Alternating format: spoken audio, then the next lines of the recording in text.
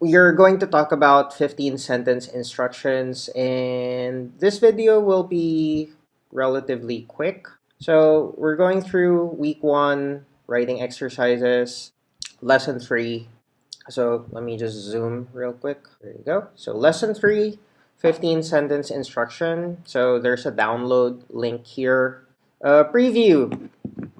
Write a 15 sentence instruction on how to commute to your office. So you can talk about either your current office, your past, or maybe your future office. Or if you do not have any work experience, like wala talaga, you can just set your instructions to go from your house to the nearest mall. So please remember to include street names, include landmarks. Your instructions need to be understandable to people who are both commuting and driving. So I used to say that if you're applying for work in a call center, there's a question about you describing a caller to a blind person because you are, what do you call that? You're trying to describe a caller to a blind person because in a call center situation, you are the blind person and you are guiding another blind person over the phone. The word blind is a metaphor because you don't see what the other person is seeing. So you need to describe what you're seeing using words. Let me just so this is these are the instructions on the lesson. Basics and basic ins- but basic instructions. I want to test you on your skills in giving instructions. Please write a 15 sentence instruction on option 1, how to commute to an office. You can use your current office, you can use your past office, you can use your future office. If you work from home, please select another option. Option 2, how to commute to the nearest mall. Reminders, please give complete detailed instructions. Please include landmarks. Please include transportation options. Please be creative. Please make use please make your instructions easy to understand. Please follow the one sentence paragraph format. So I should put format there. Please make all your sentences short and simple. Your sentence size should not exceed 7 to 11 words. Need a clue? Visit callcentertrainingtips.com/commute. I wrote examples on how to do it because some people really have a difficult time giving instructions. So let's go to my example. How to commute from Sukat to Makati. You can get this by going to callcentertrainingtips.com/commute. This is a long post, so I'm just preparing my breath. How to commute from Sukat to Makati. I live in Sukat, Parañaque. The higher paying call center jobs are located in Makati. The travel time is usually 1 hour going to work. Sometimes you'll need 1.5 hours because of traffic. Sometimes the problem is a lack of transportation options. The travel time going home can be anywhere from an hour and a half to 2 hours. I'll use the example of my previous job. I used to work for West Contact Services. In 2015, West Contact Services was purchased by Alorica. Our office is located at Export Bank Plaza. That building is the corner of Buendia Avenue and Pasong Tamo Extension. My shift is usually at 1 a.m. or 2 a.m. I leave the house between 11:30 p.m. So this should be p.m. I forgot the p. To midnight depending on my shift. I still need to leave the house early even if my work starts later. There are fewer transportation options after midnight. It's almost impossible to get a Grab, capital G. There aren't a lot of taxis. Just to give you a summary, here's what I write going to work. I take a tricycle from our subdivision to Sukat Road. When I get to Sukat Road, I take a jeepney to the SLEX bus station. When I get to the SLEX bus station, I take a bus heading northbound and I get off at Makati. I get off at Magallanes Station. I walk toward the Pasong Tamo jeepney stop and ride a jeepney toward, so small j, the Export Bank building. Now that you have an idea of the ride, I'll give you the details of what happens during the commute. So, My instructions are supposed to end here, but someone challenged me to write 100 sentences, so I ended up writing 100 sentences, and that's what I'm reading here right now. I'll give the details of what happens during the commute. My shift is usually after midnight. There's often less tricycle passing through our subdivision's main road. Most of the time, there is no tricycle. I have to walk for 20 minutes to get to the jeepney stop.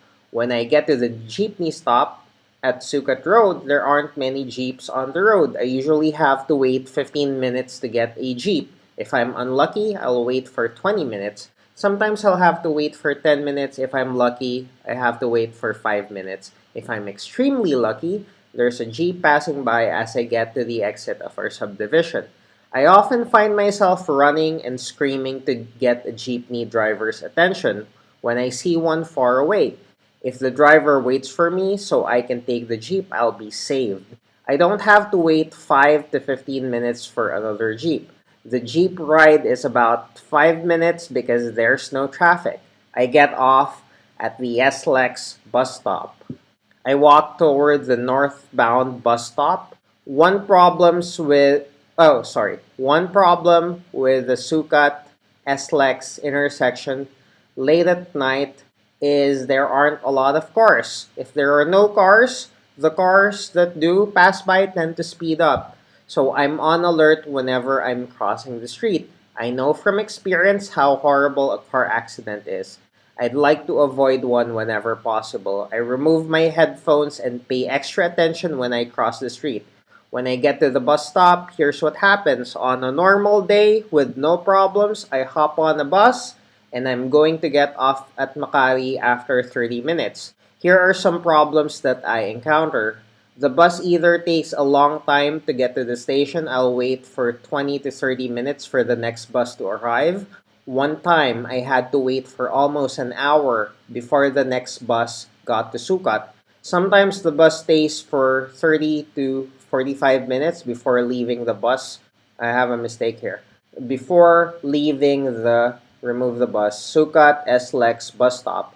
Sometimes both things happen and the bus part of my journey becomes 1.5 hours. When I get to Magallanes, here's the situation. On a normal day, I get dropped off at the far end of the road, exactly between the Ayala MRT station and the Magallanes MRT station. I'd have to walk 600 meters or so to get to the corner. After midnight, the bus stops closer to the Magallanes station, and I only had to walk 300 meters or so. I'd have to walk and pass under the Magallanes flyover. If you've never passed under the Magallanes flyover late at night, here's a description. The area under the Magallanes flyover is like the perfect setting of a crime or horror story.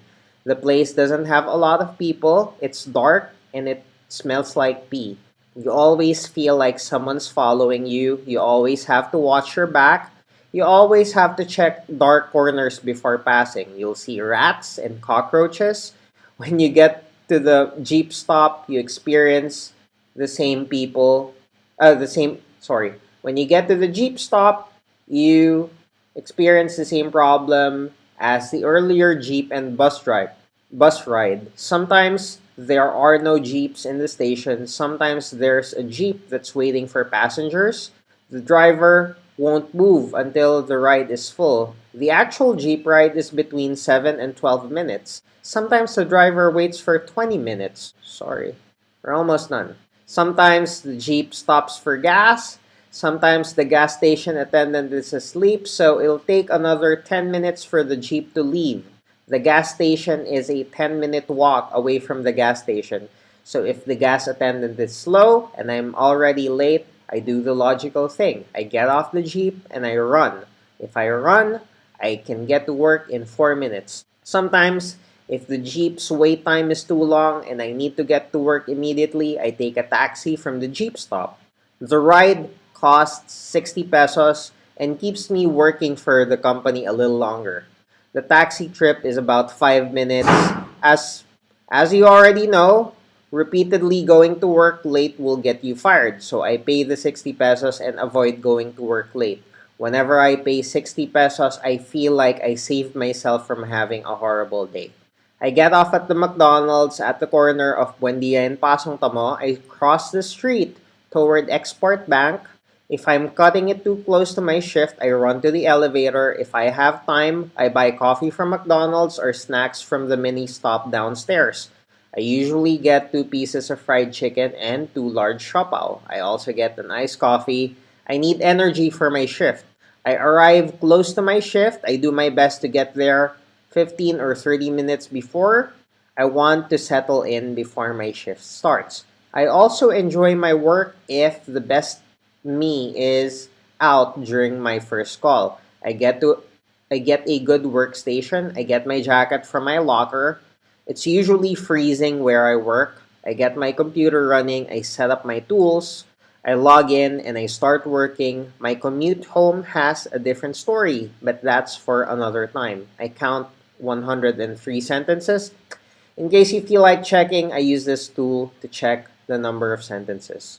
Anyway, yeah, that's it. That's my commute from work. Hopefully, you'll be able to pick up some sentences that you can use. One of the more common mistakes that I encounter is happens here. Yun. A lot of people make the mistake. They say, I drop off or I drop by at Magallanes Station. You don't say drop off or drop by or I get dropped at the Magallanes Station. I get off at the Magallanes Station. If you're using formal English or old school English, you can use I alight at the alight means get off, and if you're using more casual English, I get off at the Magallanes Station or I get off at Magallanes Station, depending on like where you get off, because sometimes you need to add the, sometimes you don't need it.